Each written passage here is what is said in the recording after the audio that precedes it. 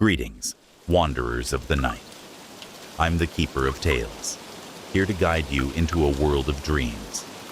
I know you've come to this video to drift off into sleep, so before we begin, give it a gentle like and join the circle by subscribing. Tell me, where are you resting tonight, and what hour glows on your clock? Settle in, let the worries fade, and surrender to the calm. The old library stood quietly at the edge of town, its ancient bricks weathered by countless seasons. I had moved here recently, seeking solitude after a tumultuous period in my life. This small, forgotten corner of the world seemed perfect, a place where time slowed down and peace reigned supreme, or so I thought. One rainy afternoon, as storm clouds gathered above, I decided to explore the library. It was one of those rare places untouched by modernity, filled with dusty shelves and forgotten stories waiting to be rediscovered. The librarian, an elderly woman named Mrs. Hargrove, greeted me warmly when I entered. Her eyes sparkled with curiosity as she asked what I was looking for. "Just something interesting," I replied vaguely, not wanting to reveal my true intentions. As I wandered through the aisles, my fingers trailing along the spines of books, I stumbled upon a section labeled Local History. Intrigued, I pulled out a thick tome bound in cracked leather. Its pages smelled of earth and age, each word written in elegant cursive script. What caught my attention was a chapter titled The Forgotten Rituals of Eldermore. Eagerly, I sat down at a wooden table near the window and began reading. According to the book, Eldermore, the name of our quaint little town, had once been home to a secret society that practiced ancient rituals. These ceremonies were said to invoke powerful spirits tied to nature itself. Over time, the practice faded into legend, but some believed remnants of these rites still lingered in certain locations around town. As I wandered through the aisles, my fingers trailing along the spines of books, I stumbled upon a section labeled Local History. Intrigued, I pulled out a thick tome, bound in cracked leather. Its pages smelled of earth and age, each word written in elegant cursive script. What caught my attention was a chapter titled The Forgotten Rituals of Eldermore. Eagerly, I sat down at a wooden table near the window and began reading. According to the book, Eldermore, the name of our quaint little town, had once been home to a secret society that practiced ancient rituals. These ceremonies were said to invoke powerful spirits tied to nature itself. Over time, the practice faded into legend, but some believed remnants of these rites still lingered in certain locations around town. That evening, unable to shake off the unsettling details from the book, I returned home. My rented cottage sat nestled amidst dense woods, its windows framed by ivy-climbing walls. As night fell, the forest came alive with sounds, rustling leaves, distant howls, and occasional snaps of twigs underfoot. Normally soothing noises now felt menacing, like whispers carried on the wind. I tried to distract myself by preparing dinner, yet every clang of a pot or scrape of a chair echoed unnervingly loud within the silent house. Glancing outside, I noticed shadows moving between the trees, too deliberate to belong to animals. Shaking off paranoia, I told myself it must have been tricks of light caused by the flickering candle flames illuminating my meal. But then came the knock. It wasn't loud enough to startle me outright, more like a polite tap against the doorframe. Setting aside my fork, I approached cautiously, peering through the frosted glass panel before opening the door. Standing there was an elderly man, dressed in worn clothing, his face partially obscured by the brim of a wide hat. He introduced himself simply as Mr. Grayson, a neighbor who lived nearby. "Evening," he said softly, tipping his hat slightly. Thought I'd stop by to welcome you to the area. His tone sounded friendly enough, but something about him set off alarms in my mind. There was a peculiar intensity behind his gaze, as though he knew far more than he let on. Still, politeness compelled me to invite him inside briefly. We chatted over tea, during which Mr. Grayson shared bits of local lore, not unlike what I'd read earlier in the library. However, his version included darker undertones, hinting at sacrifices made to appease malevolent entities guarding the land. When pressed for specifics, however, he merely smiled enigmatically, saying only that some truths are better left undisturbed. After he left, unease settled heavily over me. Sleep proved elusive that night. Instead, I found myself pacing restlessly throughout the cottage. Around midnight, another sound disturbed the quiet, a faint scratching noise emanating from somewhere beneath the floorboards. At first, I dismissed it as rodents, or perhaps plumbing issues, but soon realized the pattern was rhythmic, almost deliberate. Armed with a flashlight, I ventured into the basement, heart pounding wildly. Downstairs, amidst cobwebs and stacked crates, I discovered a section of wall that appeared different from the rest. Upon closer inspection, faint carvings resembling those described in the book became visible under the dim beam of light. Trembling hands reached out to touch them, sending shivers up my spine. Before I could investigate further, footsteps resonated overhead, followed by muffled voices drifting down the staircase. Panicking, I scrambled back upstairs, finding no sign of intruders, despite clear evidence they had been there moments ago. Confusion mingled with dread as I barricaded myself inside my bedroom, vowing to leave town at dawn. Morning brought no relief. Instead, strange occurrences multiplied exponentially. Neighbors avoided eye contact while passing by, muttering prayers under their breaths.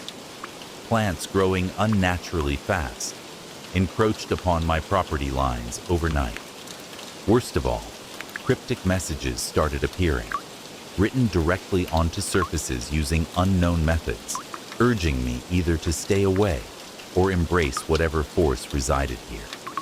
Desperation drove me back to the library, hoping Mrs. Hargrove might shed light on this growing mystery. Unfortunately, she too acted strangely, speaking in riddles rather than direct answers. She warned me strongly against meddling with forces beyond comprehension, insisting that ignorance sometimes serves as protection. Ignoring her advice proved disastrous. During a full moonlit night, guided partly by desperation and partly by morbid fascination, I ventured deep into the woods surrounding Eldermore. Following vague directions scrawled in margins of the mysterious book, I eventually reached a clearing bathed in silver glow. In its center stood a massive stone altar, adorned with grotesque symbols identical to ones seen elsewhere. Suddenly, figures emerged from the darkness, men and women cloaked in tattered robes, their faces painted stark white, except for blackened eye sockets. They formed a circle around me, chanting in guttural tones unintelligible, yet chilling nonetheless. Resistance seemed futile, as invisible bonds restrained my limbs, forcing me onto the cold surface of the altar. A hooded figure stepped forward, holding aloft a dagger gleaming ominously under moonlight. Recognition struck hard. I recognized features hidden beneath layers of disguise. It was none other than Mr. Grayson, transformed completely into someone sinister and alien. "Welcome," he intoned gravely, voice reverberating unnaturally. "You've chosen wisely to join us, or perhaps fate chose for you." Terror gripped me tightly as realization dawned fully. Somehow, unwittingly, I had become part of an ongoing cycle, an unwilling participant in resurrection ritual, meant to awaken ancient powers slumbering within the earth itself. Struggling against unseen restraints yielded nothing. Acceptance loomed inevitable unless miracle intervened. And just maybe, it did. From somewhere far off came crashing sounds, branches snapping, beasts roaring fiercely. Chaos erupted among assembled cultists. Breaking concentration required maintaining control over proceedings. Taking advantage of momentary distraction, I summoned strength reserves, thought depleted entirely, rolling off altar onto ground below. Chaos reigned supreme thereafter. Shadows merged with tangible forms, blurring distinction between real and imagined threats. Running blindly through labyrinthine forest paths offered slim chances survival, yet instinct propelled me forward relentlessly. Behind me echoed cries, wrathful beings, denied completion ceremony vital sustaining existence. Eventually emerging onto paved road leading outward city limits, I collapsed exhausted beside abandoned vehicle, whose engine roared unexpectedly to life mere seconds later.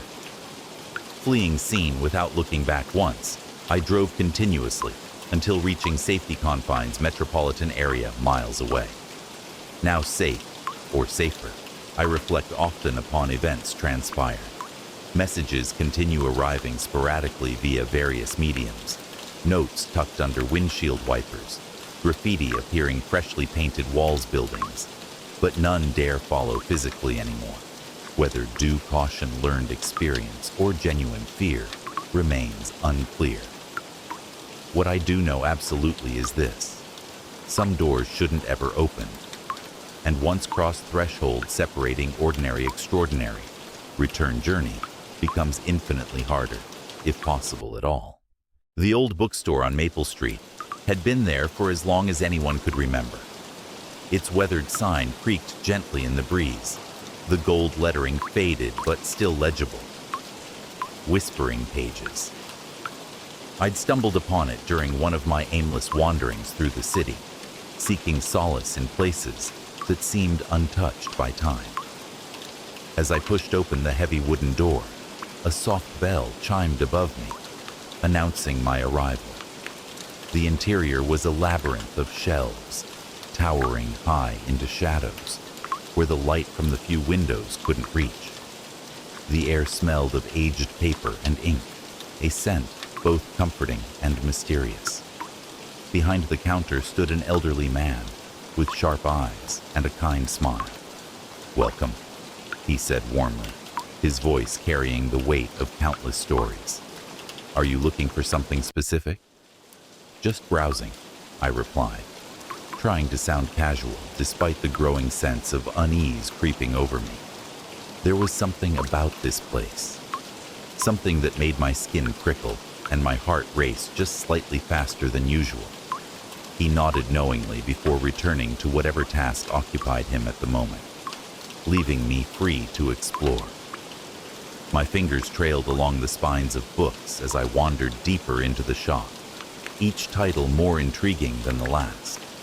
It wasn't until I reached the back corner, almost hidden behind a particularly tall shelf, that I found it, a book unlike any other. Its cover was leather, cracked and worn, embossed with symbols I didn't recognize.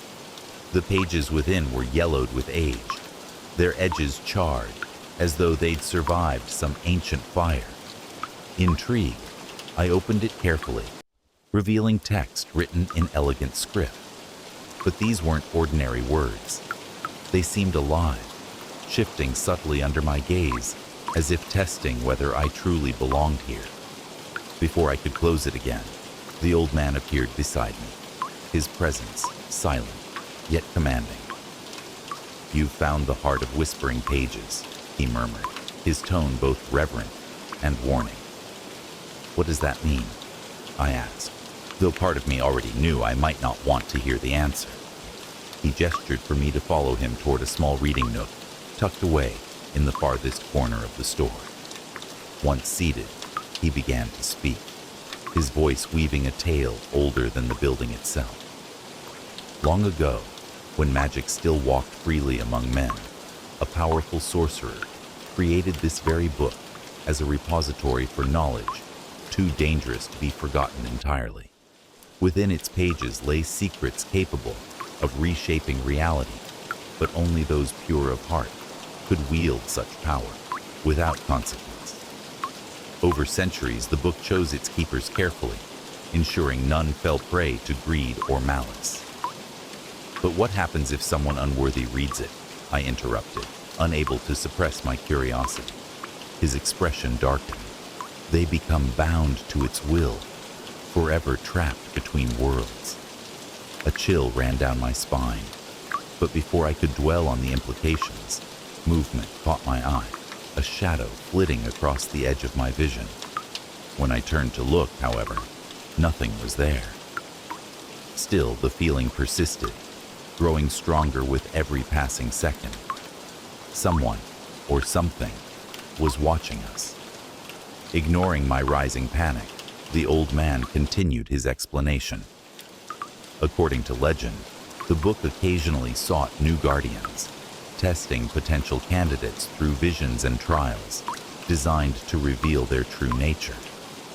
Should one pass these tests successfully, they would gain access not only to the book's contents, but also to its protection against darker forces lurking beyond mortal comprehension. And then came the twist. Once chosen, there was no turning back. Acceptance meant embracing an eternal responsibility. Refusal invited calamity upon oneself and all those close. By now, the atmosphere inside the shop felt oppressive, as though the very walls were closing in around me. Yet even as fear clawed at my chest, another emotion stirred deep within, a longing so intense it bordered on desperation. For reasons I couldn't explain, I wanted desperately to prove myself worthy, to unlock the mysteries contained within those fragile pages. But first, I had to survive the initiation process. Over the next several days, strange occurrences plagued my waking hours, and sometimes even my dreams. Objects moved without explanation. Whispers echoed through empty rooms. Fleeting glimpses of figures darted past windows, only to vanish upon closer inspection. Each incident left me more exhausted, but equally determined to uncover the truth. One evening, while attempting to decipher some of the stranger markings within the book, I noticed a pattern emerging. One I recognized immediately from childhood bedtime stories told by my grandmother. Following her advice whenever faced with supernatural phenomena. Trust your instincts. I traced the sequence onto a piece of parchment using special ink provided earlier by the old man. Almost instantly, the room transformed. Shadows coalesced into shapes resembling human forms, though distorted and elongated, like reflections viewed through rippling water. Their hollow eyes glowed faintly red, exuding malevolence that made my blood run cold. One stepped forward, raising gnarled hands adorned with jagged nails. "Foolish mortal," it hissed, its voice grating like stone scraping against steel. "You dare challenge our dominion?" Summoning courage I hadn't known existed, I held up the parchment, repeating aloud the incantation inscribed upon it.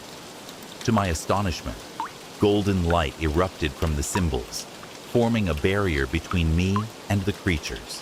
They shrieked in agony, retreating into darkness as quickly as they'd appeared. Though victorious, I realized victory came at a cost. From that point onward, life would never return to normalcy. Every decision carried greater significance. Every action bore potential consequences, affecting countless others. And always, always, the book remained nearby, its ever-watchful presence both comfort and reminder of obligations assumed. Yet somehow, amidst uncertainty and peril, I found peace, a strange sort of fulfillment, knowing I played a role in safeguarding something far greater than myself. Perhaps everyone deserves such purpose, regardless how daunting it may seem initially. Now, years later, I sit alone in the dimly lit confines of whispering pages, guarding its secrets alongside the ancient tome. Visitors come and go, unaware of the battles fought daily behind closed doors. Some seek answers, others merely wish to lose themselves amongst endless rows of forgotten tales. Regardless of reason, each leaves changed in ways they'll likely never fully understand. And so it goes. The cycle continues, unbroken, eternal. And so, wanderers of the night, our tale dissolves into the shadows. The echoes of this story linger softly, like a whisper on the wind, carrying you deeper into the embrace of dreams. Rest now, beneath the watchful stars, and let the stillness cradle you until the dawn. Sleep well, my friends, until the next tale calls you back. Good night.